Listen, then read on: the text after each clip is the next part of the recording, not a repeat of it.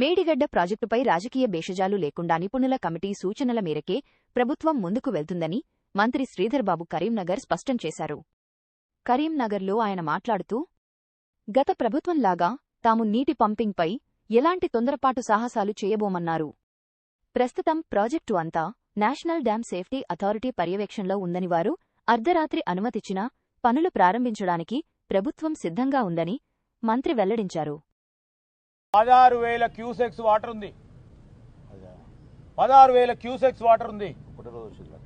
ఒక్కరోజు వరద ప్రాణహితకు సంబంధించిన ఆ మహారాష్ట్ర ప్రాంతాలకు సంబంధించిన వరద వస్తే ఆ వరద వస్తుందని తెలుసుకుని ఒక రోజు ముందుకు పోయి మేము ఈ విధంగా చూస్తున్నామని చెప్పే ప్రయత్నం కాదు. ఈరోజు నిపుణులతో మేము తీసుకోవాలి. ఈరోజు ఆ ప్రాజెక్ట్ అంతా కూడా ఎవరు సూపర్విజన్లో నడిపిస్తా ఉన్నాం? National dam safety authority. వారు సూచనలు ఇస్తే తప్పకుండా తీసుకెళ్తాం, మాకేముంది.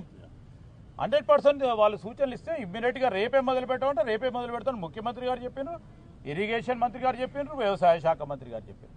ఓకే ఒకటి సార్, ఇప్పుడు రిటైర్డ్ ఇంజనీర్లేమో ఫ్లో వస్తే తీసుకోవచ్చు అని చెప్తున్నారు. ప్రస్తుత ఇంజనీర్లేమో 5 లక్షల ఫ్లో వస్తే తీసుకోమని చెప్తున్నారు. అసలు ఫ్లో ద్వారా 4 నుంచి నీళ్లు తీసుకుంటే ఇంతకు ముందు కన్నెపల్లి పంప్ హౌస్ కావచ్చు, సుందిల పంప్ హౌస్ కావచ్చు, 2 మునిగిపోయినాయి.